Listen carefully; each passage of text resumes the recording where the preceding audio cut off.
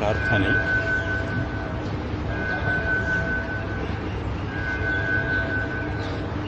ஓங்காரஸ்சார்த்தசப்தஸ்ச द्वावेतौ ब्रह्मणः पुरा कण्ठं विद्वा विन्यासौ तस्मान्माङ्गलिकावुभौ नारायणं पद्मभुवं वसिष्ठं शक्तिं च तत्पुत्रपराशरं च व्यासं शुकं गौडपदं महान्तं गोविन्दयोगीन्द्रमथास्य शिष्यं श्रीशङ्कराचार्यमथास्य पद्मपादं च हस्तामलकं च शिष्यं तोटकं वातिककारणं अस्मद्गुरून् सन्ततमानतोऽस्मि.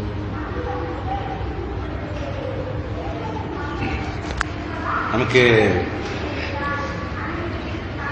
இப்ப நடக்கிற வகுப்பு நேற்றைக்கு முதல்ல நடந்த வகுப்புக்கு தொடர்ச்சி மாதிரி நீங்க நினைச்சுக்கலாம். நேற்றைக்கு நாம சிவானந்த சுவாமி, அவருடைய சிஷ்யர் சின்மயானந்த சுவாமி, அவருடைய சிஷ்யர் தயானந்த சுவாமி அப்படின்னு பார்த்தோம். தயானந்த சுவாமியை பற்றி கூடுதலா எதுவும் சொல்லல. வேதாந்தத்தை ரொம்ப எளிமையா சொல்ல முடியும்னு காட்டினது பூஜ்ய சுவாமி அப்படின்னு சொல்ல. பொதுவா எங்க வட்டாரத்துல தயானந்த சுவாமி நாங்க பூஜ்ய சுவாமிஜி சொல்லுவோம். மகரிஷி தயானந்த சரஸ்வதினு ஒருத்தர் இருக்கார், ஆரிய சமாஜ தோற்றுவித்தவர். அதனால ரெண்டு பேரையும் வித்தியாசப்படுத்தி காட்டுறதுக்கு அது சௌகரியமா இருக்கும். தயானந்த சரஸ்வதி சாமியை பத்தி உங்களுக்கு தெரிகிறதுக்கு பொதுவா இந்தியாவில் உள்ள நிறைய பிரபலங்கள் சாமியோட தொடர்புல இருந்தாங்க. அதில் உங்களுக்கு தெரிஞ்ச சில பிரபலங்களை பற்றி மட்டும் சொல்றேன். ரஜினிகாந்த்னு ஒரு ஆள் உண்டு. அவரு சாமியுடைய ஒரு பக்தர், சிஷ்யர், ரிஷிகேஷ் ஆசிரமத்தினுடைய ஒரு ட்ரஸ்டி கூட. அவர் இங்க இருக்கு இமயமலை போயிட்டாரு. இமயமலை போயிட்டாருன்னு சொல்லுவாங்கல்ல. அப்ப அங்க நம்ம ஆசிரமத்தில் அவருக்குன்னு ஒரு அப்பார்ட்மெண்ட் இருக்கு. அங்கதான் அவர் தங்குவாரு. கங்கையை பார்த்த மாதிரி ஒரு அப்பார்ட்மெண்ட். அப்புறம் அங்க தங்கிக்கிட்டு மேல எங்கேயாவது போகணும்னா போயிட்டு வருவார். அவர் ஒரு ரிலாக்ஸேஷனுக்கு அங்க வர்றது அங்கதான். சந்திரமுகி எடுத்துட்டு அவர் அங்க வந்தபோது நான் அங்க படிச்சுட்டு இருக்கேன். இந்த பாட்டாளி மக்கள் கட்சியோட சிகரெட் சம்பந்தம் ஒரு பிரச்சனை வந்தபோது அப்பவும் அவர் அங்கே இருக்கிறாரு. அங்க இருந்த வீடியோ ரெக்கார்டு பண்ணி பதில் இங்க அனுப்பியிருந்தார். அவருக்கு பூஜ்ய சுவாமிஜிட்ட நல்ல மரியாதை. ஒரு தடவை பெரியார் சிலையை அடிச்சு உடைச்சிட்டாங்க. அப்போ பூஜ்ய சுவாமிஜிய கைது பண்ற அளவுக்கு அரசாங்கம் யோசிச்சது, கருணாநிதி அரசாங்கம். அப்புறம் ரஜினிகாந்த் தான் அதை தலையிட்டு ஆசிரமத்துக்கு பாதுகாப்பு எல்லாம் கொடுக்கறதுல ஏற்பாடு பண்ணார். ரஜினிகாந்த் ஒரு கட்டத்துல அரசியலுக்கு வர்ற மாதிரி இருந்தது. மூப்பனார் அவரெல்லாம் சேர்ந்து வர்ற மாதிரி இருந்தது. அந்த சமயத்தில் சாமி தான் அவருடைய ஜாதகத்தை பார்த்து உனக்கு சரிப்பட்டாது வராது அரசியல், நீ போகாதேன்ட்டாரு. அதனால அவருக்கு வரல. நான் அதனால இப்ப இடையில கூட அவர் வராதுன்னு சொன்னோன்னு நினைச்சேன். சாமி ஏற்கனவே சொல்லிட்டாங்க ஜாதகத்துல அவருக்கு சரிப்பட்டு வராதுன்னு. இப்ப வந்தா மட்டும் என்ன வாழும் அப்படின்னு நினைச்சேன். அதுக்கப்புறம் அவர் வரல. நரேந்திர மோடி குஜராத் முதலமைச்சராக இருக்கும் போதே சாமிஜிக்கு அவருக்கு பழக்கம் இருந்தது. ஆனால் அதுக்கு முன்னாடியே அவங்களுக்கு பழக்கம் உண்டு. நரேந்திர மோடி ஒரு தேசாந்தரியா சஞ்சாரியாட்டு சன்னியாசி மாதிரி திரிஞ்சிட்டு இருந்த காலத்துல ரிஷிகேஷ்ல சாமிஜியை பார்த்திருக்கார். அப்ப இருந்து அவங்களுக்குள்ள தொடர்பு. பிறகு முதலமைச்சரான பிறகு தொடர்ந்தது, பிரதமரான பிறகு தொடர்ந்தது. சாமிஜியுடைய கடைசி காலத்துல ஒரு செப்டம்பர் 11 நரேந்திர மோடி ரிஷிகேஷ் ஆசிரமத்துக்கு சாமிஜியை பார்த்துட்டு போனார். சாமிஜி கடைசி காலத்துல மருந்தெல்லாம் எடுக்காம இருந்தாங்க. அப்போ அவரெல்லாம் சொல்லிதான் மறுபடியும் ட்ரீட்மெண்ட்டுக்கு ஒத்துக்கிட்டு ட்ரீட்மெண்ட் தொடங்கினாங்க. அதே மாதிரி குஜராத்தில் பல பள்ளிக்கூடங்கள் எல்லாம் தத்தெடுத்து நாம பண்ணணும். இந்த மாதிரி பல விஷயங்கள் சொல்லலாம். யோகாவை இன்னைக்கு சர்வதேச யோகா தினம்லாம் அறிவிச்சதுக்கு சாமிஜி ஆச்சாரிய சபான்னு ஒரு அமைப்பு வச்சிருக்காங்க. அந்த அமைப்புல இருந்து மோடிக்கு சொல்லி அப்படிதான் அது அறிவிக்கப்பட்டது. இந்த மாதிரி ஆச்சாரிய சபால இருந்து நிறைய ப்ரொபோசல் அரசாங்கத்துக்கு கொடுத்துட்டு இருக்காங்க. இந்துக்களுடைய நன்மைக்காக வேண்டி, இந்து தர்மத்துடைய நன்மைக்காக வேண்டி. அது மாதிரி இந்த ஜனாதிபதி வெங்கட்ராமன் அவரு சாமிஜியுடைய தொடர்புல இருந்துட்டு இருந்தார். அது மாதிரி அசோக் சிங்கல், பொதுவாக சாமிஜி எப்ப ரிஷிகேஷ் வந்தாலும் அசோக் சிங்கல் மெனக்கெட்டு வந்து பார்த்துட்டு போவார். ஆர்ட் ஆஃப் லிவிங் ரவிசங்கர்ஜி, அவருக்கு நமக்கு ஆசிரமத்துக்கு பக்கத்துலேயே அவருக்கு ஒரு ஆசிரமம் உண்டு, அங்கே கேம்புக்கு வருவார். சாமி இருந்தார்னா அவரும் சாமியை வந்து பார்த்துட்டு போவார். சாமிஜி சுப்பிரமணியம் சுவாமிகிட்ட சொல்லி சேத்து பாலம் அதை உடைக்கக்கூடாது, அதுக்குன்னு வழக்கு போட சொன்னாங்க. அதே மாதிரி திருப்பதியில பாலாஜிக்கு ஒரு மலை தான் உண்டு, 7 மலை கிடையாது அப்படின்னு ஒரு கிருத்திரமம் நடந்த போது, அப்புறம் அந்த ஆளு ஹெலிகாப்டர் இறந்து போனாரு. அந்த முதலமைச்சர், இப்ப இருக்கிற முதலமைச்சருக்கு அப்பா நினைக்கிறேன். அந்த சமயத்தில் சுப்பிரமணிய சுவாமியை வழக்கு போட சொல்லி சாமிஜி இது பண்ணாங்க. அந்த டைம்ல சாமிஜி ரவிசங்கர்ஜியும் சேர்ந்து திருப்பதி போய் அது சம்பந்தமா ஏற்பாடுகள் பண்ணிட்டு வந்தாங்க. அதே மாதிரி ராமர் கோவில் விஷயத்திலையும் சுப்பிரமணிய சுவாமி தலையிடணும், வாதாடணும் அப்படின்ட்டு சாமிஜி அவரை இது பண்ணாங்க. இந்த மாதிரி நிறைய பொறுப்புகள், லீகல் சம்பந்தமான விஷயங்களை சுப்பிரமணிய சுவாமிகிட்ட சாமி கொடுப்பார்.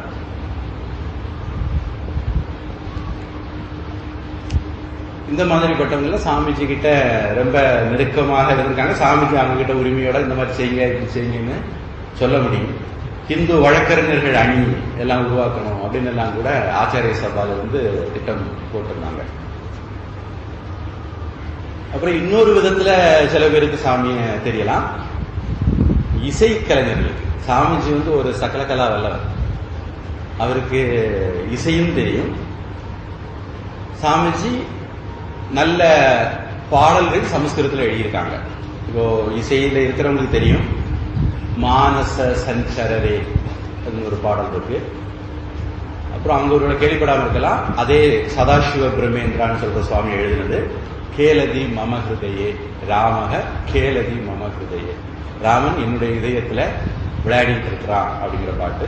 அந்த சுவாமி பெரிய அத்வைதி, அவரு அத்வைத பாடல்களும் எழுதியிருக்கிறாரு, இதை மாதிரி இதிகாச புராண பாடல்கள் எழுதியிருக்கார், அருமையான சமஸ்கிருத பாடல்கள். அவருக்கு பிறகு எனக்கு தெரிஞ்சு சமஸ்கிருதத்தில் இனிமையான கர்நாடக சங்கீத பாடல்கள் எழுதினது பூஜ்ய சுவாமி. அந்த பூஜ்ய சுவாமியுடைய பாட்டில் ஒண்ணுதான் நீங்க ரொம்ப கேட்டுக்கிட்டு இருக்கக்கூடிய போ சம்போ அந்த பாடல். அது சாமிஜி ஒரு ராகத்துல எழுதினாங்க. மகாதானபுரம் சந்தானம்னு ஒருத்தர், இப்ப இருக்கிறவருடைய அப்பா, அவரு வந்து அத மேடையில இன்னும் நல்ல அப்பீலாக இருக்க வேண்டி சில மாற்றங்கள் பூஜ்ய சுவாமி அனுமதியோட பண்ணி அதை பாடினார். இப்ப வந்து எனக்கு சின்ன பிள்ளைல கன்னட சங்கீதத்துல ஒரு பாட்டு உண்டு, இப்ப டக்கு ஞாபகம் அந்த பாட்டு, மங்களமா எப்பவுமே அதான் பாடுவாங்க. கன்னட சங்கீதம் முடிக்கிறாங்கன்னா அந்த பாட்டை பாடிதான் முடிப்பாங்க. இப்ப அந்த ட்ரெண்ட் அப்படி மாறி போச்சு, போஷம்போ பாடி முடிக்கிறது அப்படிங்கிறது மாதிரி அந்த ட்ரெண்ட் மாறி போச்சு. அந்த அளவுக்கு போஷம்போ சூப்பர் ஹிட்டா போயிட்டு இருக்கு. ஆனா எனக்கு தெரிஞ்சு பாடுற 99% பேருக்கு அது பூஜ்ய சுவாமி பாட்டும் தெரியாது. இந்த மாதிரி இன்னும் நிறைய சுப்பிரமணியர் மேல, சிவன் மேல, இப்படி நிறைய பாடல்கள் சாமிஜி எழுதியிருக்காங்க. சாமிஜி கார்ல டிராவல் பண்ணும்போது டைம் பாஸ் சாமிஜி கவிதை எழுதுறது, அது பாடல்கள் எழுதுறது. அப்புறம் சாமிஜிக்கு ஜோதிஷமும் தெரியும். சாமிஜி தொடக்கத்தில் ஜோதிஷம் நம்பிக்கை இல்லாம இருந்ததுன்னு நினைக்கிறேன்.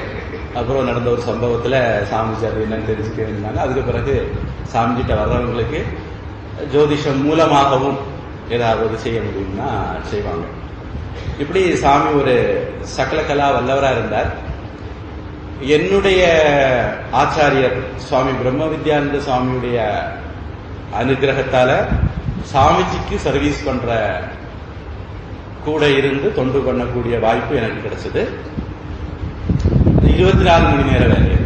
நான் குளிக்கிற நேரம், சாமி குளிக்கிற நேரம் தவிர மற்றபடி எப்பவுமே நான் கூட தான் இருக்கணும். ராத்திரியும் சாமிக்கு கூடவே இருக்கணும். 24 மணி நேர தொண்டாக எனக்கு அது கிடைச்சது. கோர்ஸ் 3 வருஷம் சமயத்தில் இருந்தேன்.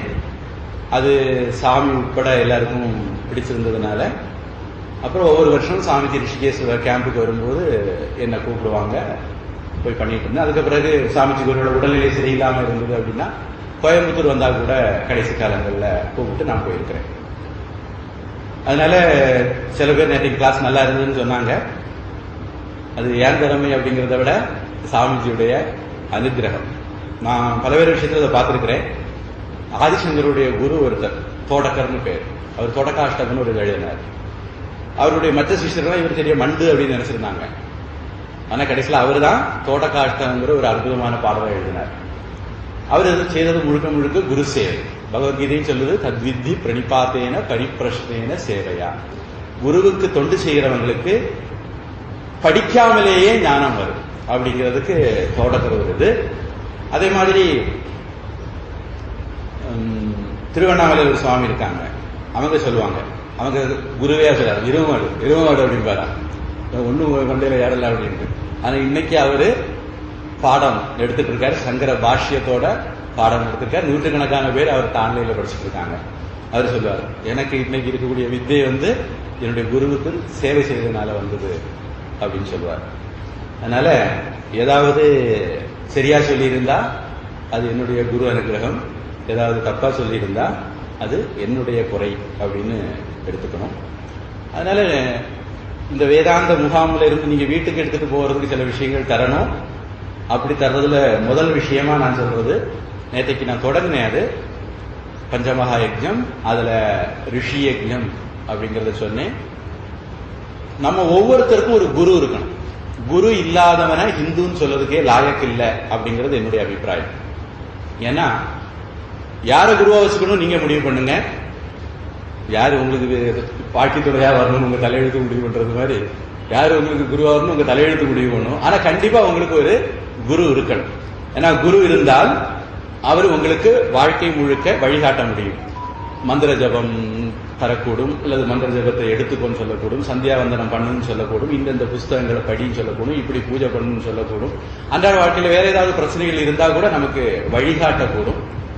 அதனால குரு அப்படின்னா அவருக்கு தேசிகன் ஒரு வார்த்தை கூட தமிழ்ல சொல்லுவாங்க, வழிகாட்டுகிறவர் அப்படின்னு அந்த வார்த்தைக்கு அர்த்தம்.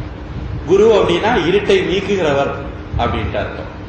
நாம பண்ணக்கூடிய ஒரு பிரார்த்தனை பாடல் அது அந்த அர்த்தத்தை தான் சொல்லுது. குகாரஸ்து அந்தகாரோவை. கு அப்படின்னா இருட்டு, ருகாரஸ் தன் நிவர்த்தக. குருங்கிறது அதை நீக்குகிறவர்.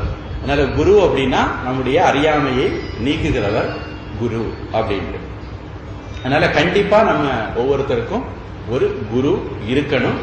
இதுவரைக்கும் இல்லாதவங்க ஒரு குருவை தேர்ந்தெடுங்க.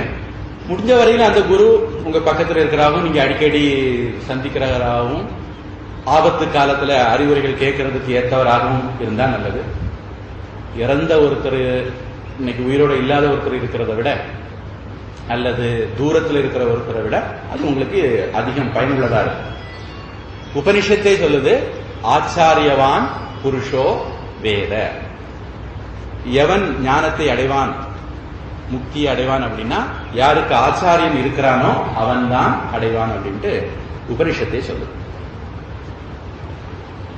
அதனால உங்க எல்லாருக்கும் ஒரு குரு கிடைக்க பிரார்த்திக்கிறேன். சிவானந்த சாமிகிட்ட ஒருத்தர் போனாரா, சாமிஜி தேடி தேடி தேடி பார்த்துட்டு ஒரு குரு கிடைக்கவே மாட்டேங்கிறாங்க அப்படின்னாரா. அதில் சிவானந்த சாமி சொன்னாரா, முதல்ல நீ சிஷ்யனாகு, அப்புறம் குரு தானா கிடைப்பாரு அப்படி. அதனால குருவை தேடிக்கிட்டே இருக்கேன்னு நினைக்கிறவங்களுக்கு இதுதான் சிவானந்த சாமி சொன்ன பதில். இப்போ போன வகுப்புல நாம நேற்றைக்கு காலையில சில கேள்வி கேட்டிருந்தோம். யாராருக்கு எழுப்பி சொல்ல முடியுமோ அவங்க சொல்லலாம். அதாவது கையை தூக்குங்க, நான் ஒரு கையா கேட்கிறேன், நீங்க இருந்துட்டே கூட சொல்லலாம். அதாவது உங்களுடைய வாழ்க்கையுடைய லட்சியம் என்னன்னு ஒரு கேள்வி கேட்டிருந்தோம் இல்லையா? அதை ஓரளவுக்கு ஒரு சுருக்கம் சொல்லவும் செய்தாங்க. திருப்பி ஒரு அதை ஞாபகப்படுத்திக்குவோம் என்னென்ன அப்படின்ட்டு. நேற்றைக்கு சொன்னவங்க கை தூக்குங்க, நான் ஒரு கையா கேட்கிறேன். உங்க வாழ்க்கை லட்சியம் இறைவனை அடைவது. இறைவனை அடைவது. இறைவனை அடைவது. ஆன்மீக சிந்தனை. நிறைய வேற நிறைய வந்தது. இன்னைக்கு முழுக்க ஒரு வெரைட்டி மட்டும் தான் வருது.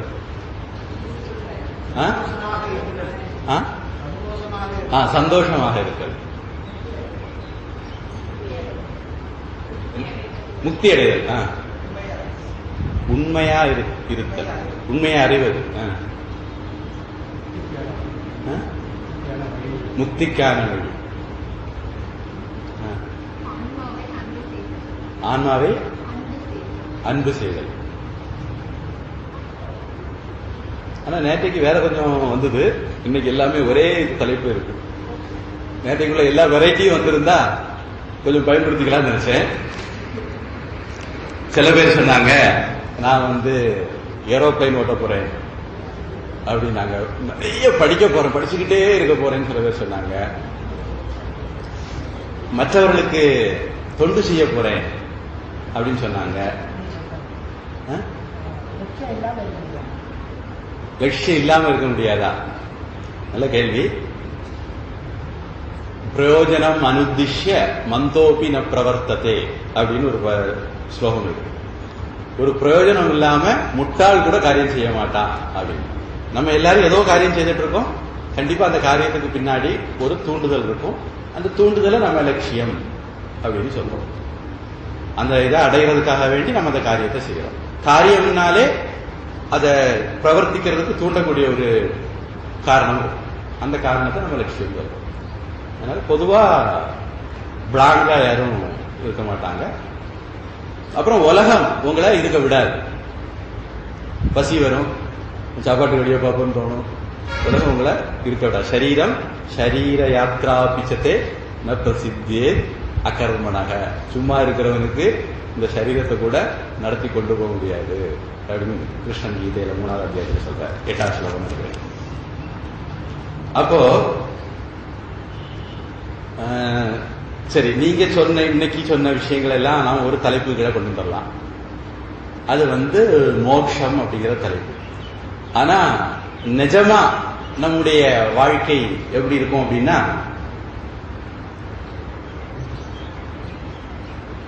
பொதுவா நம்ம எல்லாரும் பொருள் இல்லாருக்கு இவ்வுலகம் இல்லை, அதனால பொருளை தேடுவோம். ஏன் படிக்கணும்? வேலைக்கு போகணும். ஏன் வேலைக்கு போகணும்? சம்பாதிக்கலாம். ஏன் சம்பாதிக்கணும்? சந்தோஷமா இருக்கலாம். இப்படி நம்ம கேள்வி கேட்டு போனோம்னா பலவிதமான லட்சியங்கள் நமக்கு இருந்தாலும் இந்த லட்சியங்கள் ஒரு 4 வகைப்படுத்தலாம். ஒண்ணு, பொருளுக்கு பின்னாடி போறது. பொருள்ங்கிறது பணம் மட்டும் இல்ல, எனக்கு பணம் வேணுங்கிறது ஒரு பொருள். அத மாதிரி எனக்கு வீடு வேணும், எனக்கு துணிமணி வேணும், எனக்கு வாகனங்கள் வேணும். இந்த மாதிரிப்பட்ட எல்லாமே எது ஒரு விஷயம் நமக்கு ஒரு பாதுகாப்பை தரும் அப்படின்னு நாம நினைக்கிறோமோ, அப்படி பாதுகாப்பை நம்ம தேடக்கூடிய விஷயங்களை எல்லாம் பொருள், அர்த்தம் அப்படிங்கிற தலைப்பு கீழே நம்ம கொண்டு வரலாம். இப்ப இன்னும் சில பேர் படுக்கிறதுக்கு 6 அடி கட்டில் தான் வேணும், ஆனா பல அறை உள்ள வீடு இருக்கும். அதுவும் பத்தாதுன்னு சென்னையில ஒரு வீடு, பெங்களூர்ல ஒரு வீடு, டில்லியில ஒரு வீடு, வெளிநாட்டுல ஒரு வீடு அல்லது அரண்மனை இப்படி வாங்கிக்கிட்டே இருப்பாங்க, குவிச்சுட்டே இருப்பாங்க. இது அர்த்தத்துல வராது, இது காமத்துல வரும். நமக்கு தேவைக்கு நம்முடைய பாதுகாப்புக்கு நாம வாங்குறது அர்த்தம். தேவைக்கு அதிகமாக என்டர்டெயின்மெண்ட்டுக்காக வேண்டி, பொழுதுபோக்குக்காக வேண்டி, சந்தோஷத்துக்காக வேண்டி, ஒரு ஈகோ சாட்டிஸ்பாக்சனுக்காக வேண்டியெல்லாம் நம்ம பண்ணக்கூடியது காமம் அப்படிங்கிற பட்டியலில் வரும். பொதுவா இந்த 2க்கு பின்னாடிதான் நம்முடைய பெரும்பான்மையான லட்சியங்கள் இருக்கும். அதுதான் நம்மளை அதிகமா தூண்டிட்டு இருக்கும். இனி இதுக்கும் மேல சாஸ்திரம் சொல்லும் போது இந்த அர்த்தம் காமம் சொல்லலாம தர்ம அர்த்த காமம், அறம் பொருள் இன்பம் அப்படின்னு சொல்லி சாஸ்திரம் ஏன் அப்படி சொல்லுது அப்படின்னா, சாஸ்திரம் வந்துட்டாலே, ஆன்மீகம் வந்துட்டாலே தர்மம் அதுக்கு அஸ்திவாரம், ஆதாரம். இல்ல தர்மம் இல்லாத ஒருத்தர் அப்படிங்கிற கேள்விக்கே இங்க இடம் வராது. தர்மப்படி இருக்கிறவர் கர்ம யோகம் பண்ணணுமா வேண்டாமா, பக்தி யோகம் பண்ணணுமா வேண்டாமா அப்படி கேள்வி வரலாமே தவிர தர்மம் இருக்கணுமா வேண்டாமாங்கிறதுக்கு இடமே இல்லை. பக்தனா இருக்கணுமா வேண்டாமாங்கிறதுக்கு இடமே இல்லை. பக்தனாக இருக்கிற ஒருத்தன், தார்மீகமாக இருக்கிற ஒருத்தன் மட்டும்தான் ஆன்மீக வாழ்க்கைக்கு உள்ளேயே வர முடியும், பயணிக்க முடியும். ஆனா அந்த கேள்விக்கு இடம் இல்லை. அப்போ தர்மப்படி பணம் சம்பாதிக்கிறது, தர்மப்படி இன்பத்தை அனுபவிக்கிறது தப்பு இல்லை. நம்முடைய சாஸ்திரங்கள்ல அதுக்கான வழிமுறைகள்லாம் சொல்லியிருக்கு. அப்போ இதுக்கு பின்னாடி ரொம்ப முக்கியமா இருக்கிற தர்மம். இப்படி சொன்னா உங்களுக்கு புரியாது. என்கிட்ட ஒரு 100 ஏக்கர் இடம் இருக்கு அப்படின்னு வச்சுக்குவோம். அத பேரு ஞாபகம் வர மாட்டேங்குது. சரி, ஞாபகம் வந்தா சொல்றேன். ஒரு ரியல் எஸ்டேட் காரங்க கோயம்புத்தூர்ல நிறைய வளர்ச்சி போட்டு இருக்காங்க கேள்விப்பட்டேன். பேர் வரும் சொல்ல வர மாட்டேங்குது. அவங்க டி ஸ்கொயர். Very good. என்ன square? G. G square. 2G 3G 4G அப்படி ஒரு ஜி ஸ்கொயர். அந்த ஜி ஸ்கொயர் காரங்க அதுல கண்டு வச்சுட்டாங்க. அத ஆட்டையை போட்டாங்கன்னு வச்சுக்கோ. நான் 100 ஏக்கர் வச்சிருக்கேன். அத அவங்க ஆட்டையை போட்டாங்க. அதை என்னால ஏத்துக்கிட முடியுமா? முடியாது. என்னுடைய ஒரு பொருளை இன்னொருத்தர் எடுக்கிறத, ஆக்கிரமிக்கிறத, அபகரிக்கிறத என்னால ஏத்துக்கிட முடியாது. பொதுவா நாம நம்முடைய காரியங்கள் ஒவ்வொன்றுக்கு பின்னாடியும் எதை மற்றவன் எனக்கு செய்யக்கூடாதுன்னு நினைக்கிறோமோ அதை நாம அடுத்தவங்களுக்கு செய்யக்கூடாது. எதை நாம மற்றவங்க நமக்கு செய்யணும்னு நினைக்கிறோமோ அதை நாம அடுத்தவங்களுக்கு செய்யணும். இது ஒரு வைர வரி மாதிரி நீங்க குறிச்சுக்கலாம். இதுவும் ஒரு டேக் அவே பாயிண்ட்ல ஒண்ணா வச்சுக்கோங்க. மற்றவங்க எல்லாம் நம்ம கிட்ட அன்பு காட்டணும்னு நினைக்கிறோம். அன்கண்டிஷனல் லவ், எந்த விதமான நிபந்தனையும் இல்லாத அன்பு காட்டணும். நான் அயோக்கியனா இருக்கலாம், நான் திருடனா இருக்கலாம், முள்ள மாதிரியா இருக்கலாம், ஆனா என்கிட்ட எல்லாரும் அன்பு காட்டணும் அப்படிங்கிற ஆசை நமக்கு இருக்கு. நம்ம அதை மாதிரி அன்பு காட்டுவோமா? காட்டினா உலகம் மாறும். அதனால மற்றவர்கள் நமக்கு என்ன செய்யணும்னு நினைக்கிறோமோ அதை நாம அடுத்தவங்களுக்கு செய்யணும். மற்றவர்கள் நமக்கு எதை செய்யக்கூடாதுன்னு நினைக்கிறோமோ அதை நாம அடுத்தவங்களுக்கு செய்யக்கூடாது. இதை நம்ம சாமானிய தர்மம், தர்மங்கிற வார்த்தை பெரிய பொருள் உள்ளது. இப்போதைக்கு இந்த சாமானிய தர்மம்ங்கிற அர்த்தத்தில் வச்சுக்கோங்க. இன்னொரு விசேஷ தர்மம் இருக்கு, அது வர்ணாசிரமத்தை ஒட்டி வரும். அதை இப்போதைக்கு நம்ம டீல் பண்ணல. அப்போ நான் பொருள் சம்பாதிக்கும் போது ஔவையார் சொல்றாங்க, ஈதல் அறம், கொடுக்கிறது தர்மம், தீவினை விட்டு ஈட்டல் பொருள், நல்ல வழியில சம்பாதிக்கிறது தான் பொருள் அப்படின்னு ஒரு கேப்ஷன் கொடுத்து சொல்றாங்க. அப்ப நாம் பொருள் சம்பாதிக்கும் போது அதனால மற்றவங்க பாதிக்கப்படக்கூடாது. அப்படித்தான் நான் பொருள் சம்பாதிக்கணும். ஏன் அப்படின்னா, மற்றவன் என்கிட்ட இருந்து ஆட்டையை போட்டா எனக்கு பிடிக்காது, நான் ஒத்துக்க மாட்டேன். அப்ப நானும் அடுத்தவங்கிட்ட ஆட்டையை போடக்கூடாது. நான் இன்பம் அனுபவிக்கிறேன், என்னுடைய இன்பத்தை யாராவது தட்டி பறிச்சுட்டா எனக்கு பிடிக்காது. அப்ப நானும் அடுத்தவங்களுடைய இன்பத்தை தட்டி பறிக்க கூடாது. அப்போ அர்த்த காமங்கிறது மேலோட்டமா பார்க்கும்போது எப்படி வேணாலும் இருக்கிற மாதிரி தெரிஞ்சாலும், நம்ம மனசாட்சிப்படி பார்க்கும்போது கடவுள் நமக்கு எல்லாருக்கும் உள்ளேயும் ஒரு மிஷின் வச்சிருக்காரு. அதுக்கு பேர் தான் மனசாட்சி.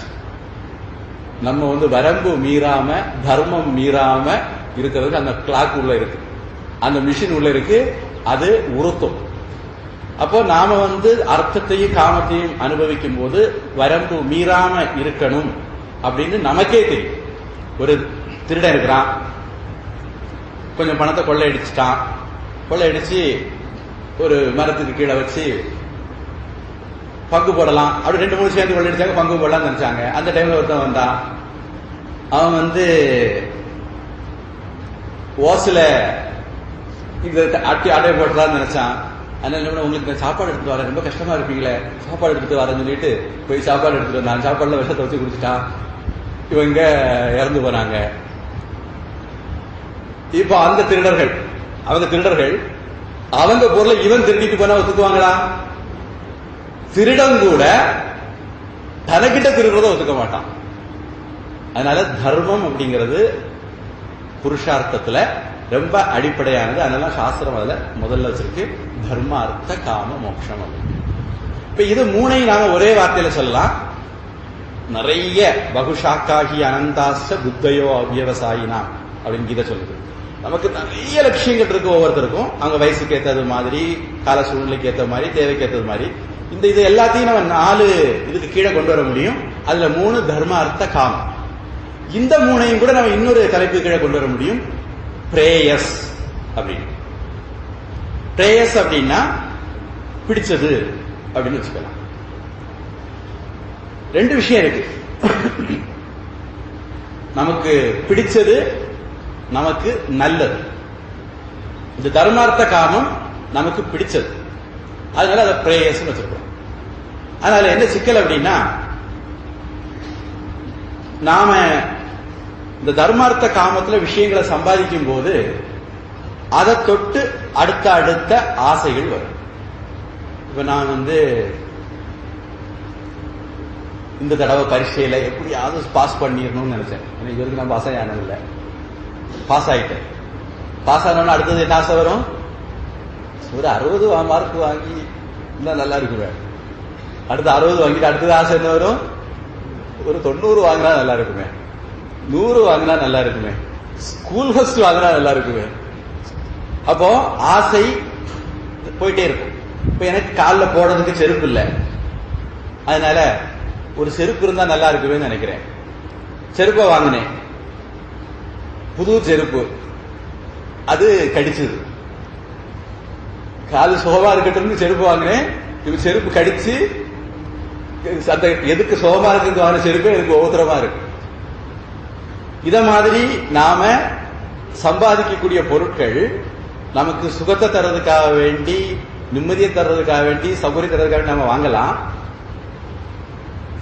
பல சமயங்கள் அது ஒவ்வொருத்தரத்தையெல்லாம் தரும். மிக்சி வாங்கி ஓட்டி பழகிட்டோம், திடீர்னு ஓகே கோயில வந்துட்டு 10 நாள் கரண்ட் இல்லை, 15 நாள் கரண்ட் இல்லை, அம்மியில அரைக்க முடியாது.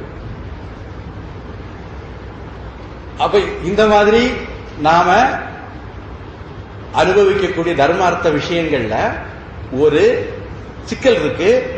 அது நம்மளை சுதந்திரமாக வாழ விடுறது இல்லை. பல சமயங்கள்ல நாம அப்படி சம்பாதிக்கிற பொருளுக்கு அடிமை கூட ஆயிடும்.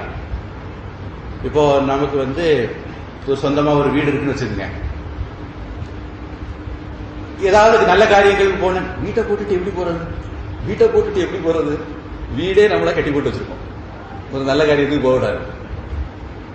போயிட்டு உடனே வந்தனாலும் வரலாம். அல்லது வீட்டை விட இன்னும் இது, வீட்டுல பட்டி வச்சிருப்போம், பூச்சை வச்சிருப்போம், பேட்ஸ் வச்சிருப்போம். வீட்டை கூட விட்டுட்டு போனா கூட இதெல்லாம் விட்டுட்டு போறது. அப்போ நம்மள அதெல்லாம் பந்தப்படுத்துது. தர்ம அர்த்த காமம் பிரேயஸ் பொதுவாக நம்மளை பந்தப்படுத்துறதுக்கான ஒரு வாய்ப்பு நிறைய உண்டு. ஆனா நாம நிம்மதியா இருக்கணும்னா பந்தப்படக்கூடாது, சுதந்திரமா இருக்கணும். சுதந்திரமா இருக்கிறவன் தான் நிம்மதியா இருக்க முடியும். அப்போ இந்த பிரேயஸ் விஷயங்கள் இருந்தாலும் சரி, இல்லைனாலும் சரி, எனக்கு கல்யாணம் ஆயிருந்தாலும் சரி, ஆகலைன்னாலும் சரி, குழந்தைகள் இருந்தாலும் சரி, இல்லைனாலும் சரி, எனக்கு கணவர் நல்லவராக இருந்தாலும் சரி, இல்லைனாலும் சரி, இல்ல மனைவி நல்லவங்களா இருந்தாலும் சரி, இல்லைனாலும் சரி, மாமியார் நல்லபடியா அமைஞ்சிருந்தாலும் சரி, இல்லைனாலும் சரி, இது எதுவுமே என்னை பாதிக்காது அப்படிங்கிற ஒரு நிலை இருந்ததுன்னா அந்த இதைத்தான் நாம மோட்சம், வீடு அப்படின்னு சொல்றோம். இண்டிபெண்டன்ஸ், சுதந்திரமாக இருக்கிறது, நிம்மதியா இருக்கிறது, அதுக்கு தான் நாம மோட்சம் சொல்றோம். மோட்சங்கிறது விடுதலை அப்படிங்கிற அர்த்தம் தமிழ்ல. நாம எதனுடைய பிடியிலும் இல்லாம இருக்கிறது. அதனால சுவாமி அப்படிங்கிற வார்த்தைக்கு கூட இங்கிலீஷ்ல மாஸ்டர் அப்படின்னு அர்த்தம். அதாவது அவருக்கு கட்டுப்பாட்டுல எல்லாத்தையும் வச்சுக்காரு. உங்களுக்கு ஆசைகள் இருக்கலாம், ஆசைகள் உங்க கட்டுப்பாட்டுல இருக்கணும், ஆசைகள் உங்களை ஆட்டி படைக்கணும். நாயினுடைய வாலு நாய் ஆட்டக்கூடாதுமாங்க. அதே மாதிரி நம்முடைய ஆசைகள், விருப்பங்கள் நம்ம ஆட்டி படைக்க கூடாது. அது நம்முடைய கண்ட்ரோல்ல இருந்தா ஆசைகள் தப்பே கிடையாது. நம்ம ஆசையை 2 விதமா பாக்குறோம். பந்தப்படுத்தக்கூடிய ஆசைகள், பந்தப்படுத்தாத ஆசைகள். ஒரு ஆசையை நம்ம நிறைவேற்றோம், நிறைவேற்றலைங்கிறது நம்முடைய நிம்மதியை குறைக்கலைன்னா அந்த ஆசை தப்பு இல்லை. ஒரு ஆசை நிறைவேறாதனால என்னுடைய நிம்மதி போயிடும் அப்படின்னா, எனக்கு பராணம் வரும் அப்படின்னா அந்த ஆசை நம்மளை பந்தப்படுத்திட்டுன்னு அர்த்தம். இப்போ சாயந்தரம் பொதுவா மனமேவ காரணம் பந்த மோக்ஷயோகோ, மனசுதான் முக்கியம். உடம்ப நம்ம ஒண்ணும் பண்ண முடியாது. அது அதுக்கு போக்குல காய்ச்சல் வந்தா வரும், தலைவலி வந்தா வரும், இடுப்பு வலி வந்தா வரும், மூட்டு வலி வந்தா வரும். நீங்க ஒன்னும் பண்ணவே முடியாது. மோட்சம் அப்படிங்கிறது மனசு. உடல் மோட்சம்ங்கிறது சாவு. இது மனசுக்கு தான், மனசுக்கு தான், உடலுக்கு இல்ல. உயிர் அப்படிங்கறது நம்ம எந்த இடத்துல புரிஞ்சுக்கிறோங்கிறத பொறுத்து மனசுன்னு எடுத்துக்கிட்டா சௌகரியமா இருக்கும். ஏன்னா நம்மளை பந்தப்படுத்துறது நம்முடைய மனசு தான். நாம அது இனிமேல் இதுவரைக்கும் சொன்னதுல கூட சில விஷயங்கள் முழுக்க முழுக்க மனசு சம்பந்தப்பட்டது. இனிமேலும் அப்படித்தான் வரும். அதாவது நாம விஷயங்களை எப்படி பார்க்கிறோம், எப்படி நினைக்கிறோம். காக்னிட்டிவ் சேஞ்ச் அப்படின்னு நான் ஏற்கனவே ஒரு வார்த்தை சொல்லிக்கிறேன். உலகத்தை பார்க்கிற பார்வை மாறினா நம்ம நிம்மதியா இருப்போம். அது மனசுல தான் நடக்கும். நம்முடைய மனம் தான் நிறைய விஷயங்கள் தப்பா கற்பனை பண்ணுது. அந்த கற்பனைகள் தான் நம்மளை சங்கிலி மாதிரி மாட்டி வச்சிருக்கு. நம்முடைய மனசினுடைய கற்பனைகள் சரியா செய்யுதுன்னா நம்முடைய சங்கிலிகள் போயிடும், நாம சுதந்திரம் ஆயிடுவோம்.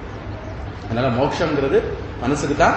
சாஸ்திரங்களையும் மனமேவ காரணம் பந்த மோட்சயோகோ, நம்முடைய நிம்மதியும் நம்முடைய நிம்மதி இல்லாததும் நம்முடைய மனசுல தான் இருக்கு அப்படிங்கிறது. அதனாலதான் நம்ம சாஸ்திரங்கள்ல மனசுக்கு பயிற்சி கொடுக்கிறோம். தியானம், ஜபம், இந்த மாதிரி பயிற்சிகள்லாம் வச்சிருக்கிறது மனசுக்கு தான் பயிற்சி. ஆத்மா, உயிருங்கிறதுக்கு ஒருவேளை ஆத்மாங்கிற அர்த்தம் எடுத்தால் அது எப்பவுமே ஃப்ரீயா தான் இருக்கு. உயிருங்கிறதுக்கு ஜீவாத்மான்னு எடுத்தால் அது இந்த மனசோட சேர்ந்த சைத்தன்யத்தை தான் நம்ம ஜீவாத்மான்னு சொல்றோம். அங்க மனசுதான் உட்கார்ந்து பிரச்சனை பண்ணிட்டு இருக்கு. அதனால மனசுதான் எப்படி சுற்றி வளர்ச்சாலும்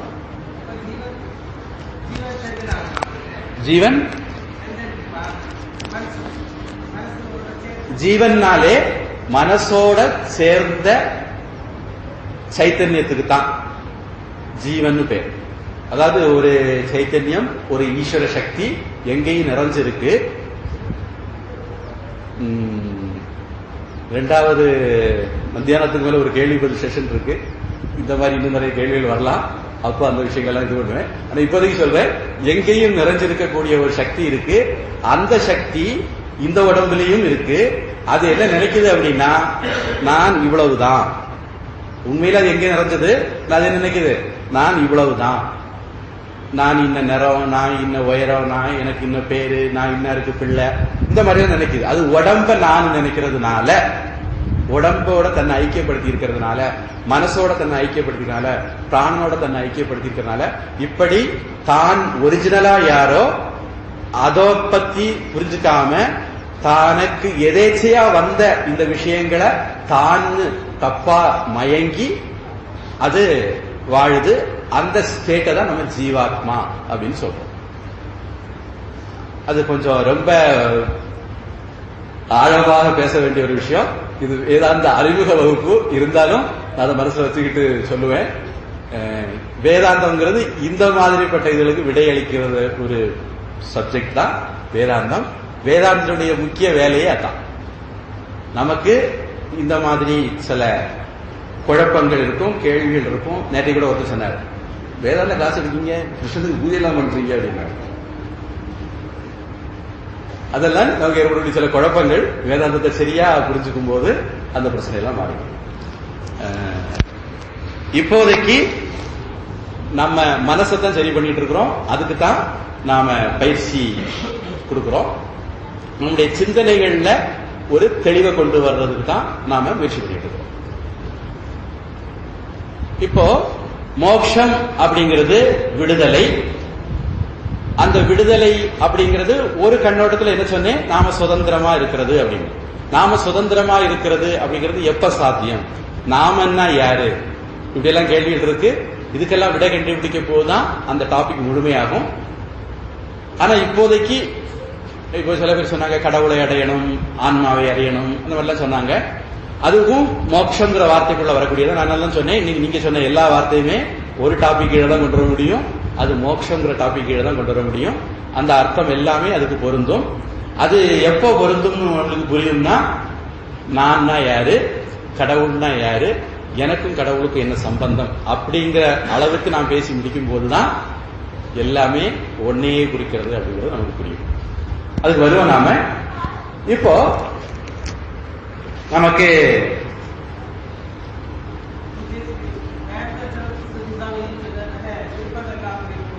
ஆமா, அது ஈஷாவாஸ்ய இதம் சர்வம்னு உபனிஷத் வாக்கியம். அது அப்படி சொன்னாங்க. நிறைய ஆமா, இருப்பதெல்லாம் இறைவன் புரிஞ்சுக்கிறதுலதான் விஷயமே இருக்கு. அது கீதையில 12வது வரும். சரீரத்தை நான் நினைக்கிறவனுக்கு அது அவ்வளவு எளிதில்லை. கீதையில 12வது தொடக்கமே அப்படிதான் தொடங்கும். அர்ஜுனன் கேட்பான், நிர்குண உபாசகன் வாய்ந்தவனா சகுண உபாசகன் வாய்ந்தவனான்னு கேட்பார். அப்ப பகவான் சொல்வார், உடம்பு நான் நினைக்கிறவனுக்கு நிர்குண உபாசனை கஷ்டம், முடியாது. அதனால சகுண உபாசனை தான் வரும். இது நிறைய இன்ட்ரிகசிஸ் உள்ள கேள்விகள். நம்ம கேள்வி பதில் ஒரு செஷன் வச்சிருக்கோம். கண்டிப்பா அதுல இந்த கேள்வி எல்லாம் வரும்னு எனக்கு எதிர்பார்ப்பு இருக்கு. இந்த வகுப்பு நம்ம வேதாந்தத்தை உங்களுக்கு சொல்ல போகல. வேதாந்தம் உங்க வாழ்க்கைக்கு எப்படி பயன்படும், என்னென்ன விதத்துல உங்களுக்கு பயன்பட போகுதுங்கிறத சொல்றது நம்முடைய நோக்கம். ஏன்னா வேதாந்தம்ங்கிறது இந்திரனும் விரோச்சனன் அப்படிங்கிற ஒரு அசுர ராஜாவும் தேவராஜாவும் பிரம்மா கிட்ட போனாங்களாம். ஆத்மாவை என்னன்னு தெரிஞ்சுக்கிறது, முக்திக்கு தெரிஞ்சுக்கிறது, அடையிறதுக்காக. பிரம்மா சொன்னாரா, 32 வருஷம் பிரம்மச்சாரியா இருங்க அப்படின்னாரா. 2 பேரும் இருந்தாங்க. இந்த விரோச்சனன் நாள் குருகுலத்துல போறனால சேவெல்லாம் பண்ணி நீட்டா போயிருந்தான். அப்புறம் 32 வருஷம் குருகுலத்துல ஷேவிங் பிளேட் ஒன்றும் கிடைக்கல. 32 வருஷம் கழிச்சு விட்ட பெருமாட்ட வந்தான். வந்தோன்னா அவரு ஒரு தடாகத்தை காட்டி, அந்த அதுல போய் பாருங்க, அதுல என்ன தெரியுதோ அதுதான் நீங்க பிரம்மம் அப்படின்னு சொல்லிட்டாரு. 2 பேருமே பார்த்தாங்க. 2 விரோச்சனன் தாடி எல்லாம் வச்சு நல்ல 32 வருஷம் வளர்ந்த தாடியோட பார்த்த உடனே, ஓ இதுதான் பிரம்மமா ஆத்மாவா அப்படின்ட்டு அப்படி கிளம்பி போயிட்டான். நான் புரிஞ்சுக்கிட்டேன், விவேகா விவேகா அப்படின்னு சொல்லிட்டு போயிட்டான் ராஜ்யத்துக்கு. இந்திரன் பார்த்தான். அவனுக்கு முதல்ல அப்படிதான் தோணுச்சுது. அது என்ன இருந்தாலும் தேவராஜா இல்ல, அவனுக்கு தேவலோகத்துக்கு போற வழியிலேயே ஒரு சந்தேகம் திருப்பி வந்தான். குருவே எனக்கு சரியா புரியல, மறுபடியும் பாடாடுங்க. அதனால குரு சொன்னார், பிரம்மா மறுபடியும் 32 வருஷம் பிரம்மச்சரியம் அப்படின்னாரு. இருந்தான். மறுபடி சொன்னார், நீதான் அது அப்படின்னாரு. நீ யாருன்னு அதை தண்ணியில போய் பார்த்துக்கோ அப்படின்னாரு. இவன் திருப்பி போனா. அவனுக்கு அப்பவும் ஒரு திருப்தி வரல. திருப்பி போய், குருவே எனக்கு நான் யாருன்னு சொல்லுங்கன்னா. சரி 32 வருஷம் பிரம்மச்சரியம் இருந்தாரு. இப்படியே 100 வருஷம் ஆச்சு. 4 தடவை, 432 எவ்வளவு கணக்கு போட்டுக்க, 4 தடவை இந்திரன் பிரம்மாட்ட போனான். பிரம்மாவே உபதேசம் பண்ணி இந்திரனுக்கு தான் பிரம்மஸ்வரூபம்னு அறியறதுக்கு 32 வருஷம் குருகுலத்துல வாசம் பண்ண வேண்டி இருந்தது. அதனால விஷயம் அவ்வளவு ஈஸி இல்ல, கஷ்டமும் இல்ல. அதுல ஒரு சின்ன ட்ரிக் இருக்கு. யாரு இந்த வித்தையை படிக்கிறதுக்குன்னு சில தகுதிகளை வளர்த்துக்கணும். ஒரு உதாரணத்துக்கு சாதன சதுஷ்டயம் சொல்லுவாங்க.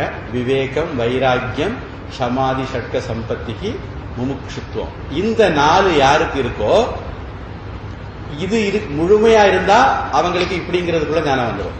இது கம்மியா இருந்தா அந்த அளவுக்கு லேட் ஆகும். இதுதான் இதுல உள்ள சூக்ஷ்மம். இப்ப நம்ம வைத்தியத்தை மருந்து சாப்பிடுறோம். வைத்தியர் பத்தியம் சொல்றாரு. பத்தியத்தை கடைபிடிச்சா மருந்து சீக்கிரம் வேலை செய்யும், கடைபிடிக்கலன்னா மருந்து வேலை செய்யாது. அது மாதிரி இந்த வித்தியிலையும் ஒரு தகுதின்னு ஒண்ணு உண்டு. நான் அந்த விஷயம் உங்களுக்கு சொல்லல, அந்த கேள்வி வந்ததுனால சொல்றேன். ஆனா ஆத்மானா என்ன, ஆத்ம ஞானம்னா என்னன்னு அறிகிறது ஸ்ரவணம்னு சொல்லுவோம். அதுல பெரிய சிரமம் இல்லை. அதுக்கப்புறம் நீங்க அதை பத்தி நீங்க விசாரம் பண்ணணும், நீங்க ஒர்க் பண்ணணும். அது உங்களுக்கு இன்னும் தெளிவை கொடுக்கும். அதற்கு பிறகு நீங்க அதை தியானம் பண்ணணும். நேற்றைக்கு நான் கடைசியா சொன்ன கதையில அதான் வந்தது. ஸ்ரவணேன, மனநேன, நிதித்தியாசனேன அப்படின்னு சொன்னேன். இந்த 3ஐயும் பண்ணினால் நமக்கு அந்த ஆத்ம ஞானம் கிடைக்கும். இது நம்ம எவ்வளவு பண்றோமோ அப்படி. எத்தனை நாள்ல வண்டி ஓட்ட பழகலாம்? டிரைவிங் படிக்கணும், எத்தனை நாள்ல பழகலாம்? அவங்க ஸ்ரத்தையை பொறுத்து. அது மாதிரி இந்த ஞானம் நம்ம அடைகிறதும் நம்முடைய ஸ்ரத்தை, நம்முடைய அதிகாரித்துவத்தை பொறுத்து இருக்கும். அதனால இதை நான் கஷ்டம்னு சொல்ல மாட்டேன், ஈஸின்னு சொல்ல மாட்டேன். இந்திரனே கஷ்டப்பட்டானா அப்படின்னா ஒரு நச்சிகேதன் பொடி பையன் யமதர்மராஜா போய் படிச்சுட்டா. அதனால அது நம்ம திறமையில இருக்கு, நம்முடைய முயற்சியில இருக்கு. ஞானம் கஷ்டமும் இல்லை, ஈஸியும் இல்லை, அது எளிமையானதுதான் அப்படின்னு சொல்ல. ஏன்னா இன்னொரு விஷயத்தை பத்தி தெரியணுமா இருந்தா கஷ்டம். நம்மளை தவிர உள்ள எல்லாத்தையும் தெரியணுமா இருந்தா கஷ்டம். இது எதுனா நம்மளை பத்தி தெரிகிறது. இதை விட ஈஸி உண்டா? நம்மளை பத்தியே தெரிஞ்சுக்கிறத விட ஈஸியான ஒரு இது இருக்க முடியாது. மாத்தணும்னாலும் நம்மளை தான் மாத்திக்கணும். அடுத்தவங்களை மாத்தணும்னா கஷ்டம், நம்மளை மாத்துறது ஈஸி தானே. அதனால அந்த விதத்துல இதுதான் ரொம்ப ஈஸியான வித்யை. ரமண மகரிஷின்னு நினைக்கிறேன் இப்படி ஒரு பாடலை பாடியிருக்கார். மெத்த அதிசுலபம் ஐயே ஆத்ம வித்யா அதிசுலபம் அப்படின்ட்டு ரமண மகரிஷி ஒரு பாட்டு இருக்கு. இப்போ நாம ஒரு லட்சியத்தை தேடுறோம், நிம்மதின்னு வச்சுக்குவோம். உங்களுக்கு புரியறதுக்காக நான் அந்த மாதிரி வார்த்தை பயன்படுத்துறேன். மோட்சம், நிம்மதி இதெல்லாமே கிட்டத்தட்ட ஒரே அர்த்தம் தரக்கூடியதுதான். நாம தேடக்கூடிய அந்த நிம்மதி எங்க இருக்கு அப்படிங்கிற ஒரு கேள்வி இருக்கு. நாம பணம் சம்பாதிக்கிறது மூலம் எதை அடைய விரும்புறோமோ, வேலை மூலமாக எதை அடைய விரும்புறோமோ, திருமணம் மூலமாக எதை அடைய விரும்புறோமோ, குழந்தைகள் மூலமாக எதை அடைய விரும்புறோமோ, இப்படி நம்ம லட்சியங்கள் பலவா இருந்தாலும் இது மூலமாக எல்லாம் நாம அடைய விரும்பக்கூடிய ஏதோ ஒரு பொருள் இருக்கு. அந்த பொருள் எங்க இருக்கு? நான் லேசா ஒரு க்ளூ சொன்னேன். நாய் எலும்பு துண்டை கடிச்சது மாதிரி, ஒட்டகம் முள் செடியை கடிச்சது மாதிரி அது உண்மையிலே நம்ம கிட்ட தான் இருக்கு அப்படின்னு சொல்லியிருந்தேன். ஒரு அமெரிக்காவில் ஒரு ஸ்கொயர், ஜி ஸ்கொயர்ல சாரோ ஸ்கொயர் நாற்சந்தி, அதுல ஒரு பிச்சைக்காரன் பிச்சை எடுத்துட்டு இருந்தான். அவன் வந்து சூப்பரா பிச்சை எடுப்பான். இங்க கூட ஒரு டிராபிக் போலீஸ் இருக்காரா, ரொம்ப சூப்பரா டிராபிக் போலீஸ் இதை ஒழுங்குபடுத்துவாராம். நிறைய பேர் அவரை பாராட்டி சொல்லுவாங்க. அதே மாதிரி இந்த பிச்சைக்காரன் சூப்பரா பிச்சை எடுப்பான். ஒரு ரஜினிகாந்த் பிச்சை எடுக்காருன்னு வச்சுக்கிட்டுங்களேன். ரஜினிகாந்த் சிகரெட் பிடிச்சா ஒரு இது பறந்து அடிச்சா ஒரு இது ஏர்ல பறந்துகிட்டே அடிச்சா ஒரு அது மாதிரி இருக்க பிச்சைக்காரன் பிச்சை எடுப்பான். அப்படி அவன் பிச்சை எடுத்ததுனால அவனுக்கு ஒரு ரசிகர் பட்டாளம் உருவாயிடுச்சு. பிச்சைக்காரனுக்கு ஒரு ரசிகர் பட்டாளம் உருவாயிடுச்சு. ரெகுலர் கஸ்டமர் அவனுக்கு கொண்டு பிச்சை போட்டுருவாங்க. இப்படியே இருக்க ஒரு நாள் அந்த பிச்சைக்காரன் இறந்து போறான். அதனால அவனுடைய ரசிகர்கள் எல்லாம் சேர்ந்து முடிவு பண்ணாங்க, குஷ்புக்கு கோவில் கட்டுறது மாதிரி அவனுக்கு ஒரு கோவில் கட்டணும் அப்படின்னு முடிவு பண்ணாங்க. அவன் எந்த இடத்துல இருந்து பிச்சை எடுப்பானோ அந்த இடத்துலதான் கோவில் கட்டணும் அப்படின்னு முடிவு பண்ணி அவருடைய ரசிகர்கள் எல்லாம் சேர்ந்து அந்த இடத்தை தோண்டினாங்க. தோண்டுனா ஒரு அடி தோண்டினாங்களோ இல்லைன்னு சத்தம் கேட்டு கவனமா தோண்டி பார்த்தா ஒரு பெரிய உதயம். திறந்து பார்த்தா வைடூரியம் அதுக்குள்ள. இவ்வளவு நாளும் அவன் அந்த புதையதுக்கு மேல நின்றுட்டு தான் ஐபா தாயே அப்படின்னு இருக்கான். அவன் காலடியிலேயே புதையல் இருந்திருக்கு, அவன் பிச்சை எடுத்துட்டே இருந்தான்.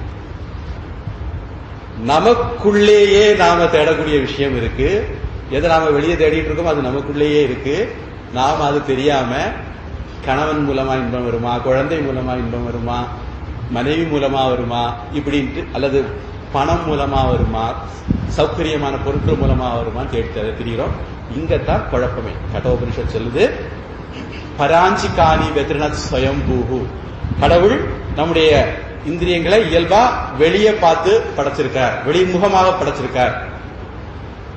பராஞ்சிகாணி வெத்ரிணத் ஸ்வயம்பூஹு தஸ்மாத் பராங் பஷ்யதி. அதனால நம்முடைய இந்திரியங்கள் இயல்பா வெளியே தேடிட்டு இருக்கு. கஷ்டித் தீரக ஆவிருத்த சக்ஷுகு. ஏதோ ஒரு அறிவாளி தன்னை பார்த்து அந்த பார்வையை திருப்புறான், தன்னுடைய மனசை திருப்புறான். ஆவிருத்த சக்ஷுகு பிரத்யேகாத்மானம் ஐக்ஷத். தன்னை அறிய விரும்பி முயற்சி பண்றான். அவன் அமிர்தத்துவம் இச்சன், அமிர்தத்துவத்தை அடைய விரும்பி தன்னை பார்த்து திருப்புகிறான். அப்படின்னு ஒரு முல்லா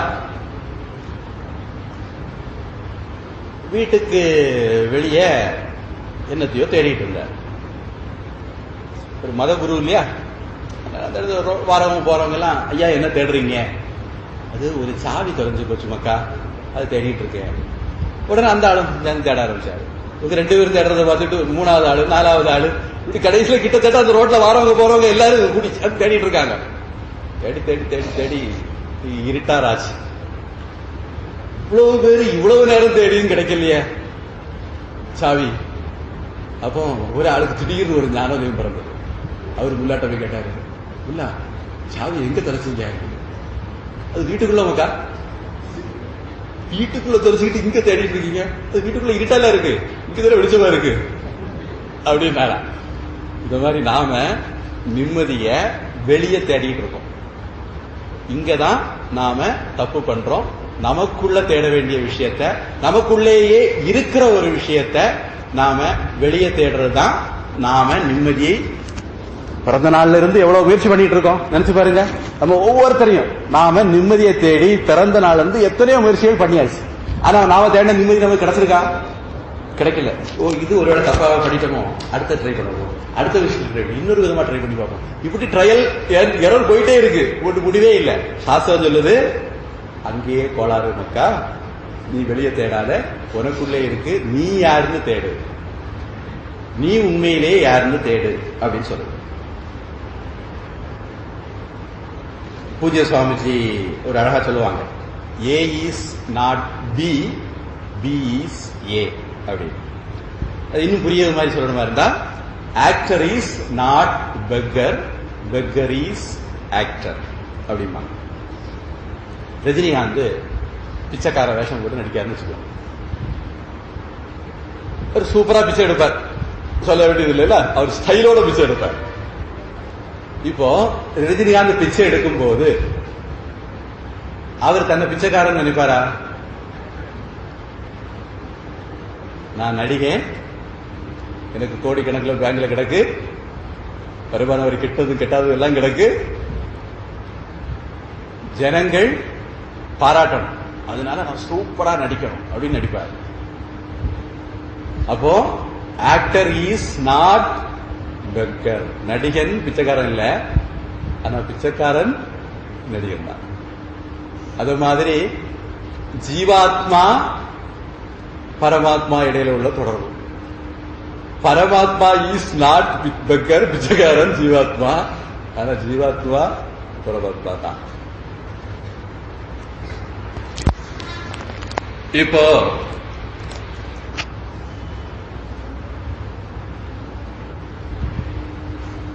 நாம நம்முடைய வாழ்க்கையில பல லட்சியங்கள் வச்சிருக்கிறோம். இந்த லட்சியங்கள் எல்லாத்துக்கும் பின்னாடியும் உண்மையான நம்முடைய தேடுதல் அப்படிங்கிறது நிம்மதி, சந்தோஷம் அப்படிங்கிறது தான்.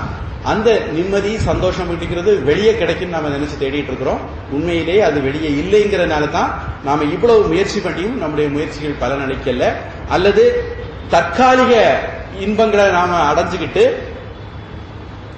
நாம சரியா செய்தோம் நினைச்சு ஏமாந்துடும். இப்போ மெடிடேஷன் பண்றவங்களுக்கு ஒரு பிரச்சனை வரும். மெடிடேஷன் பண்ணுவாங்க, திடீர்னு பண்ணும்போது அப்படி ஒரு லயம் கிடைக்கும், அப்படியே அற்புதமா இருக்கும். 5 நிமிஷமோ 10 நிமிஷமோ தான் இருக்கும், ஆனா அற்புதமா இருக்கும்.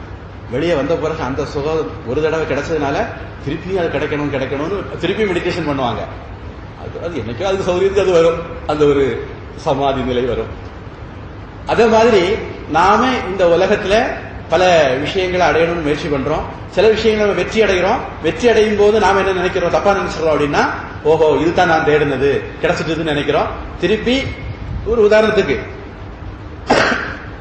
பிள்ளையே இல்லாம இருந்தாங்க, பிள்ளை கிடைச்சது, கிடைச்ச உடனே அடைய வேண்டியது அடைஞ்சாச்சுன்னு நினைக்காங்க.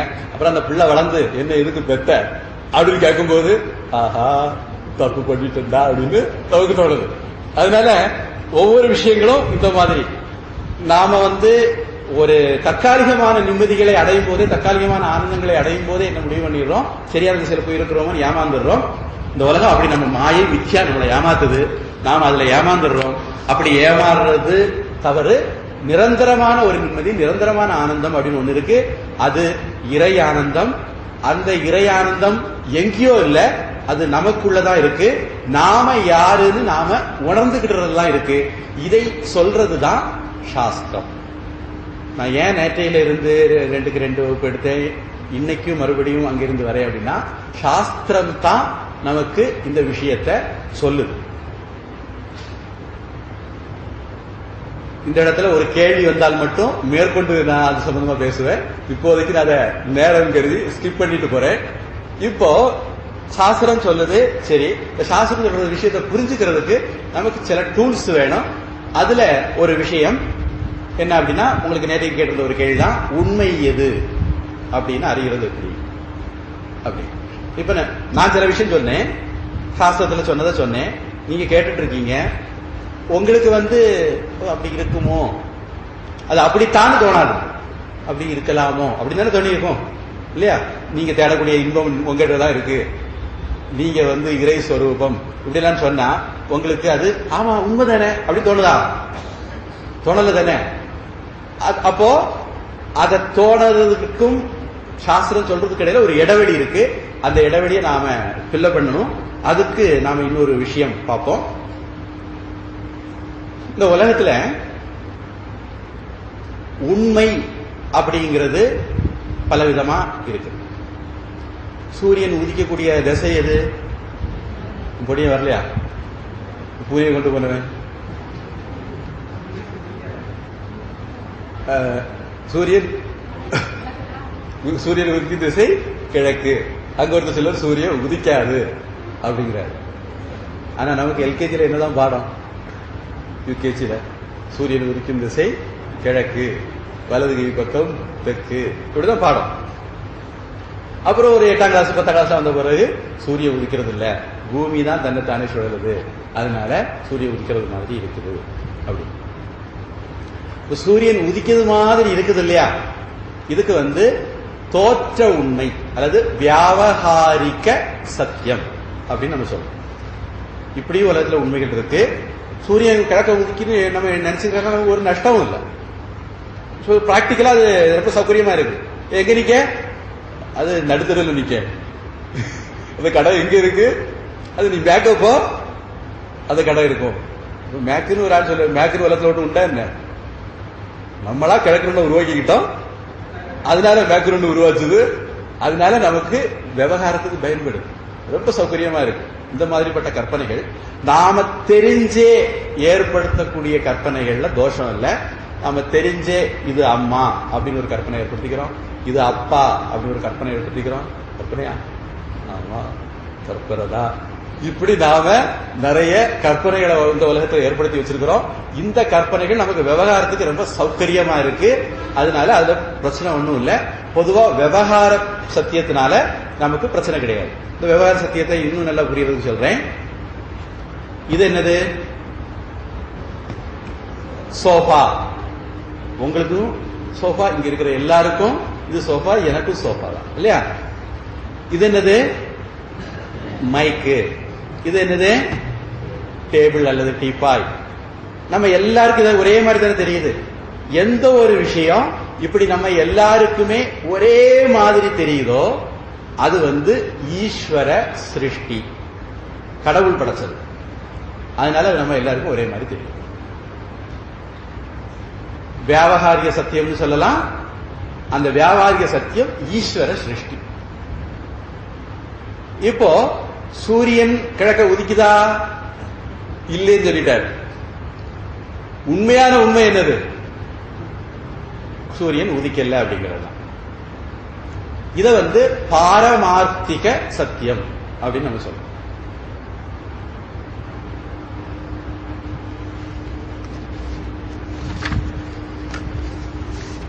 நாம உண்மையான உண்மை அல்லது உண்மையிலே சொன்னா போறோம், நாம வேற உண்மையெல்லாம் வச்சிருக்கிறதுனால உண்மையான உண்மை அப்படின்னு. இப்ப பூமி இதுல எத்தனை சதவீதம் தண்ணி இருக்கு, எத்தனை சதவீதம் நிலம் இருக்கு? 30% நிலமும் 70% தண்ணீரும் சொல்றோம். இன்னும் அப்படியா? நிலத்துக்கு மேலதான் தண்ணி இருக்கு. தண்ணியில கீழே கிட போட அப்புறம் நிலத்துல தான் முடிய போகுது. பூமி முழுக்க நிலம் இருக்கு. பூமியினுடைய மேற்பரப்புல 30% தண்ணியாகவும் நிலமாகவும் 70% தண்ணீராகவும் தெரியுது. அப்போ அது ஒரு தோற்ற உண்மை. உண்மையான உண்மை பூமியினாலே நிலம், நிலத்துக்கு மேல் தண்ணி இல்லையா? இப்போ பாரமார்த்திக உண்மை நிலம்தான் இருக்கு. நிலத்துல தண்ணி தேங்கி, அந்த தேங்கி நிக்கிறது மேல் பரப்புல கடல். அது நாம 70% இருக்குன்னு சொல்றோம். இத மாதிரி பாரமார்த்திக உண்மை, வியாவகாரிக உண்மை அப்படின்ட்டு 2 இருக்கு. இந்த 2 பாரமார்த்திக உண்மையை தெரிஞ்சுக்கிட்டா உங்களுக்கு நிம்மதியோ நிம்மதி, வியாவகாரிக உண்மையை தெரிஞ்சுக்கிட்டா கொஞ்சம் கொஞ்சம் நிம்மதி, அதுவும் ஒரு நிம்மதியை தரும். ஒரு கம்பேரிட்டிவ் நிம்மதி. கர்மயோகம், பக்தி யோகம் இதெல்லாம் உங்களுக்கு ஒரு நிம்மதியை தரும். நான் கர்மம்னு சொல்லல, பக்தின்னு சொல்லல, கர்ம யோகம்னு சொன்னேன், பக்தி யோகம்னு சொன்னேன். அந்த வார்த்தை ரொம்ப முக்கியம். இந்த 2 கிட்ட வித்தியாசம் இருக்கு. அப்போ இதெல்லாம் நமக்கு ஒரு தற்காலிகமான நிம்மதியை தரும். அதனால பகவான் கீதையில கர்மயோகத்தை பத்தி சொல்றார், பக்தி யோகத்தை பத்தி எல்லாம் சொல்றார். இது நமக்கு ஒரு தற்காலிகமான நிம்மதி.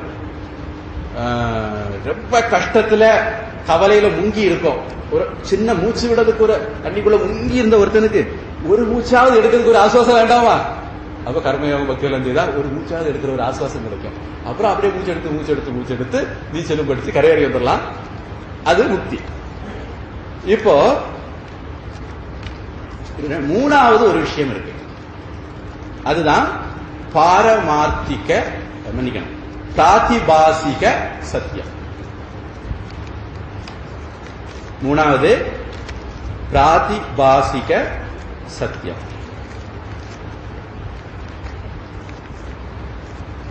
வியாவகாரிக சத்தியம் கடவுளுடைய சிருஷ்டி. பாரமார்த்திக சத்தியம் உள்ளபடி. பிராதிபாசிக சத்தியம் அப்படின்னா அது ஜீவ சிருஷ்டி, நம்முடைய கற்பனை, நாம படைக்கிறது. இது என்னது? இது என்னது? உங்க மனசுல என்ன பட்டுதான் உடனடி பதில் ஆயிரம் சொல்லுவாங்கல்ல, அப்படி உடனுடன் பதில். இது என்னது? போட். சில பேர் பேப்பர் போட்டுன்னு சொல்றாங்க. பேப்பர் போட் இல்லையா? இப்ப நான் இது இப்படியே கொஞ்சம் வித்த காட்டுவேன், கொஞ்சம் குரலி வித்தாண்ட உண்டு. இது கத்தி கப்பலா மாறும், ராஜாராணி கப்பலா மாறும், கேமராவா மாறும், பாட்டியாலா பேன்ஸா கூட மாறும். கேமராவுக்கு முந்தின ஸ்டேஜ் தான்.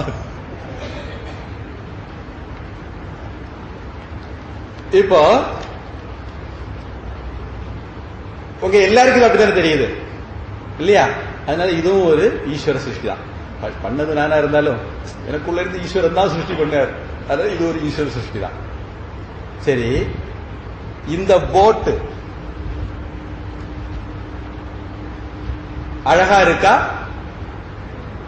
அழகா இல்லையா? உனக்கு அங்கங்க பேப்பர்ல நீட்டிட்டு இருக்கு. எந்த லட்சணத்தை வச்சிருக்கீங்க தெரியல. அழகா இருக்கு சொல்லுங்களை கேட்குங்க. அழகாவே இல்ல, நான் இதோட நல்லா செய்வேன் அப்படின்னு சொல்லுங்களை கேட்குங்க. Very good. இது அழகா இருக்கு இல்லைங்கிறது பிராதிபாசிக சத்தியம், அவங்க கற்பனை. இங்கத்தான் முக்கியமான கோளாறு ஆரம்பிக்கும். இதுவரையும் ஒரு பிரச்சனை இல்லை நம்ம வாழ்க்கையில. கடவுள் நம்மளை படைச்சாரு, ஆணாட்டோ பெண்ணாட்டோ படைச்சாரு, அம்மா அப்பா எல்லாம் தந்தாரு, ஒரு பிரச்சனை இல்லை. எங்க பிரச்சனை வருது அப்படின்னா இந்த பிராதிபாசிக சத்தியத்துல நாம நம்முடைய விருப்பு வெறுப்புகளை இன்னொரு பொருள் மேல ஏற்றி பார்க்க ஆரம்பிக்கிறோம். நீங்க ஒரு துணிக்கடைக்கு போறீங்க, அந்த துணிக்கடையே தலைகீழா புரட்டி போட்டுக்கிட்டு ஒரு அம்மா கம்பத்துல இருந்து தேனிக்கு துணி எடுக்க போனாங்க. நடந்த சம்பவம். காலையில போனாங்க, ராத்திரி வீட்டுக்கு வந்துட்டாங்க. வந்தவங்க சொன்னாங்களா, அது பக்கத்து வீட்டுக்கு கூட கூட்டிட்டு போயிருக்கலாம், போயிருந்தா அழகான சேலை எடுத்துட்டு வந்திருக்கலாம் அப்படின்னு. போய் சேலை எடுத்துட்டு வந்தாச்சு. ராத்திரி வந்துட்டு சொல்ல பதில், பக்கத்து வீட்டுக்காரையும் கூட கூட்டிட்டு போயிருந்தா அழகான சேலை எடுத்துருக்கலாம். இப்போ இவங்க நம்ம ஒவ்வொருத்தரும் கடைக்கு போறோம், சில துணியை எடுக்கிறோம், சில துணியை வேண்டாம்னு விட்டுட்டு வரோம். இது ஒரு வீட்டுல நடந்தது. அக்காக்காரி ஒரு துணிய எடுத்தா, தங்கச்சிக்காரிக்கு அது பிடிச்சு போச்சு. அதனால தங்கச்சிக்காரி அதை எடுத்துக்கிட்டாங்க. அக்காக்காரி அது ஒரு உம்புழுந்த வேற ஒண்ணு எடுத்துட்டு வந்துட்டு வீட்டுக்கு வந்த பிறகு கிடைக்கலையே, அது கிடைக்கல, அது இதோட அழகா இருக்கு. இது பிராதிபாசிக சத்தியம். நீங்க கழிச்சு போட்டுட்டு வரக்கூடிய துணிய வேற யாரோ வந்து அழகா இருக்குன்னு எடுத்துட்டு போறாங்க. கடைக்காரனுக்கு நீங்க கழிச்சு போட்ட துணியெல்லாம் சைஸாக இருக்க போதா? அது நிறமா இருக்கட்டும், டிசைனா இருக்கட்டும், விக்குதா விக்கலையா அவனுக்கு? அப்போ இங்க என்ன வித்தியாசம் வருது? நம்முடைய விருப்பு வெறுப்புகள், நம்முடைய டேஸ்ட் எது வேணா நீங்க வச்சுக்கோங்க. நம்முடைய ஒரு பார்வை இருக்கு, அது நமக்கு சிலத நல்லதுன்னு சொல்லுது, சிலது கெட்டதுன்னு சொல்லுது, சிலது அழகா இருக்குன்னு சொல்லுது, சிலது அழகில்லைன்னு சொல்லுது. இந்த மாதிரி ஜட்ஜ்மெண்ட்டுக்கு நம்மளை தள்ளுது. இது ஒரு முக்கியமான வார்த்தை சைக்காலஜிக்கலாம். இந்த மாதிரி ஜட்ஜ்மெண்ட்டுக்கு நம்மளை தள்ளுது. அப்போ நாம சிலரை நல்லவங்க நினைக்கிறோம், சிலரை கெட்டவங்க நினைக்கிறோம், சிலரு நம்முடையவங்க நினைக்கிறோம், சிலர் நம்முடையவங்க இல்லைன்னு நினைக்கிறோம். இந்த ஜட்ஜ்மெண்ட் தான் மாமியார் மருமகள் பிரச்சனைக்கு காரணம். பைபிள்ல சொல்லி இருக்கிறது மாதிரி கர்த்தர் காரணம் கிடையாது. பைபிள் அப்படிதான் சொல்லியிருக்கு. நான் இந்த உலகத்துக்கு பட்டயத்தையே அனுப்ப வந்தேன், மாமியாருக்கும் மருமகளுக்கும், தாய்க்கும் மகளுக்கும், தந்தைக்கும் மகனுக்கும் சண்டையை உண்டாக்கவே வந்தேன் அப்படின்னு இயேசுநாதர் சொல்லியிருக்கார். அதனால மாமியார் மருமகளுக்கு பிரச்சனை காரணம் இயேசுநாதர் தான், அம்மா மகளுக்கு பிரச்சனை காரணம் இயேசுநாதர் தான், அப்பா மகளுக்கு பிரச்சனை காரணம் இயேசுநாதர் தான் அப்படின்னு பைபிள் சொல்லுது. ஆனா நம்மளை பொறுத்த வரைக்கும், வேதாந்தத்தை பொறுத்த வரைக்கும் பிரச்சனைக்கு காரணம் நம்முடைய விருப்பு வெறுப்புகள், இந்த மாதிரி ஃபீலிங்ஸ் எது வேணாலும் வச்சுக்கோங்க, சேர்ந்த பார்வை. நம்முடைய பார்வைய அது வர்ணம் தீட்டுது. அதனால அதுக்கு ரஞ்சு, ராகம் அப்படின்ட்டு பகவத்கீதை மாதிரி நூல்கள் குறிப்பிடுறோம். விருப்பு, ஆசை அப்படின்னு தமிழ்ல சொல்றோம். இதுதான் நம்முடைய பிரச்சனைகளுக்கு காரணம். தொடர்ந்து நம்ம அடுத்த வகுப்புல பார்ப்போம். பிரார்த்தனை. ஓம் வான்கில் வழாது பெய்க, மலிவளம் சுரக்க, மன்னன் கோன்முறை அரசு செய்க, குறைவிலாது உயிர்கள் வாழ்க, நான் மறை அறங்கள் ஓங்க, நற்றவம் வேள்வி மல்க, மேன்மைக்குள் சைவதீகி விளங்குக உலகமெல்லாம்.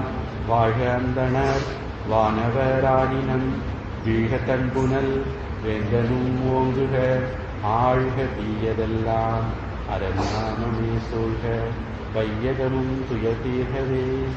ஹரி ஓம் தத்சத்.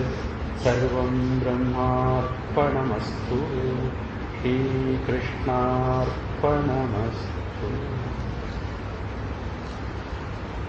உங்களுக்கு இனிமேல் நீங்க யோசிக்க வேண்டிய விஷயம் இதுதான். நான் என்னுடைய வாழ்க்கையில எத்தனை விஷயத்துல விருப்ப வெறுப்பு வச்சிருக்கேன்? நான் விருப்பக்கூடிய விஷயத்த இன்னொரு ஆளும் விரும்புறாரா? நான் வெறுக்கக்கூடிய விஷயத்த இன்னொரு ஆளும் வெறுக்கிறாரா? எனக்கு மோதியை பிடிக்கும், அதுக்கு மோதியை பிடிக்கவே பிடிக்கும். ஏன்? அதுக்கு பின்னாடி இருக்கிற காரணம் என்ன?